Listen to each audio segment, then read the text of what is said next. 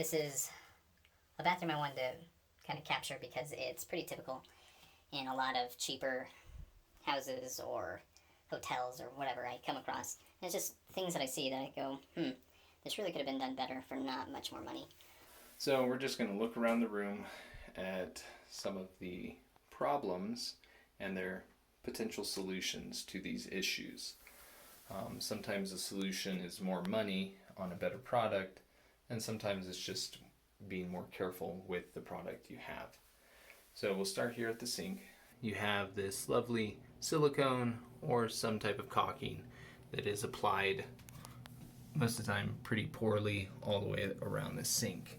And as you get around to the back of the sink, you will notice mold, mildew, and lack of the caulking behind, because a caulking gun has a hard time reaching back there.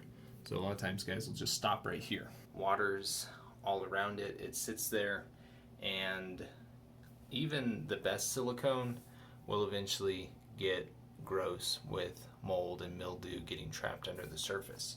So what is the solution to installing a sink so you don't have this issue?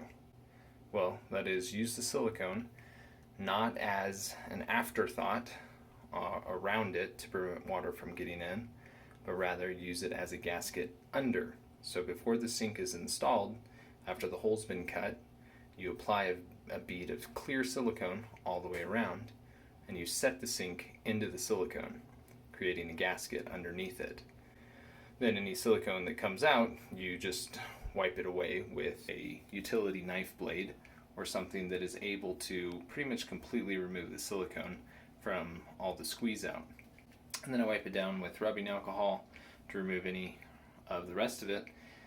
And you have silicone underneath, but no silicone on the face. Alright, so the next thing you will notice in most places is the paint to countertop, backsplash, or whatever surface. And you see here, you've got paint kind of stopping there at the edge. You've got kind of this raise here showing that they had painter's tape down and then caulked on top of it and then removed it. Anyways, it's just pretty gnarly all the way around. Really, it comes down to doing a careful job of your caulking and painting. Okay, you've already got your drywall all done, and you remove any drywall that's come down onto your surface. Take your painter's tape, about anywhere from 1/8 to 3/16. You put your painter's tape there, then you caulk on top of the painter's tape just to where you feathered the caulking onto the painter's tape. You paint right on top of that, remove your painter's tape, and you have a perfectly clean line all the way around. Okay, moving on to the toilet. You can see that there is moisture underneath right here. They used to have what looks to be silicone around the toilet, and then apparently it got removed. Again, this comes back to people try to use silicone as a filler after the fact, but what people may or may not realize about silicone is it's meant to be a gasket. It's meant to be stuck in between two pieces that are pressurizing it, because silicone does not like to stick to things. It'll stick to one surface and release from another, as you can see here. Silicone originally is very tacky and sticky, but eventually it will release from many, many surfaces. The bowl of the toilet or the ceramic of the toilet is cold, and the hot moist air from the shower is running, and it condenses on the side of this cold porcelain fixture, and then it runs down and then can potentially go underneath the toilet and start causing some mold, mildew, or problems with the wood substrate underneath, depending on what your floor is. Put the silicone, clear silicone, under your toilet when you set it in place. Then you're creating, again, that gasket seal. You don't have to worry about your silicone coming out because it's underneath the toilet. It's really easy to do. Set your toilet down in the position you want it, then you pencil a mark around it, or you can put down painter's tape around the outline once you've removed the toilet. Then you put silicone all the way around on the outline you've made. Then when you set your toilet in place, you know exactly where the toilet needs to go. You set it in place. The silicone is now getting compressed all the way around. and you don't have to deal with this. You don't have to worry about water running underneath your toilet and potentially causing warping to the subfloor that's there. Another thing you can do is you can put silicone all the way around this portion, the front end underneath, so that water coming from a bathtub can't get underneath, but the back you leave unsiliconized so that any water that does start to overflow from, say, a backed up toilet will come out the back and you'll know there's an issue. Another thing that people do not do is this toilet doesn't look like it's been messed with for over a decade. It probably still has the same wax ring, and that's a no-no. Wax rings, movement of the floor, people sitting on the toilet, if it's not installed perfectly flat, wax rings will eventually wear out and will allow seepage every time the toilet flushes, causing warping.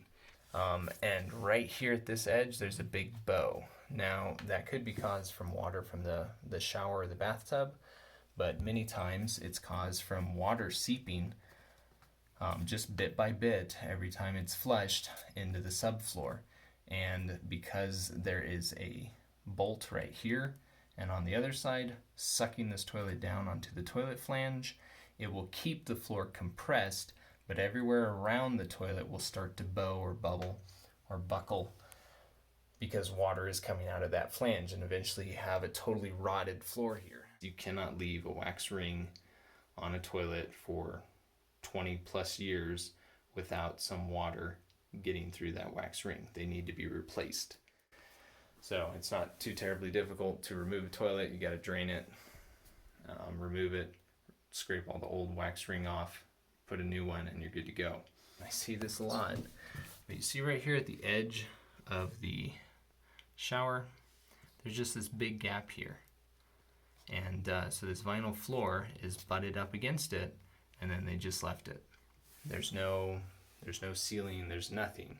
And this is very common, I would say, especially with tile, where there's just no sealant done there. Maybe they leave some grout or whatever, but it always separates from the tub. Maybe when they originally did this had a pretty tight connection, but vinyl shrinks and it pulls away depending on temperature and age. How do you deal with this? Well, most people would just take some silicone after they've put down this floor and run the silicone. But again, silicone likes to separate from one surface or another, and it kind of just creates a water trap. So when water comes down, a lot of times silicone will separate and water goes behind it anyways, or it'll come down onto the floor and then go under it. What do? When I was doing the flooring, I would probably put down the elastomeric caulking underneath so that this was on top of a bead of that elastomeric caulking, and then I would put another bead after the floor was laid of elastomeric caulking, something that was resistant against mold, mildew, and expansion and contraction underneath the quarter round, push the quarter round into it, and then I would use probably stainless steel trim screws to screw it down to the subfloor, because finished nails will rust for one thing, and you see that in some bathrooms. So stainless steel trim screws will prevent that, as well as them having great pull-out resistance and not allowing quite as much movement of the piece. And that brings me to the next thing, which is this floor is particle board. No. Never use particle board, especially in a wet area. It's not worth it. You might save a little bit of money in the short term, but particle board is not going to survive. The only type of wafer board or oriented strand board that I ever use would be Advantech or some well-made OSB. You just want the best subfloor you can buy, because when the subfloor starts going, it is very difficult to repair because you have your walls sitting on top of it. I do not put, again, the silicone in front of my trim to keep water from going underneath from a tub. I put it behind when I'm installing the trim, and I use PVC trim. I don't use wood trim unless there's no other option. But even then, I put the silicone underneath the trim that I'm doing so that it's being used as a gasket and not as a surface sealant.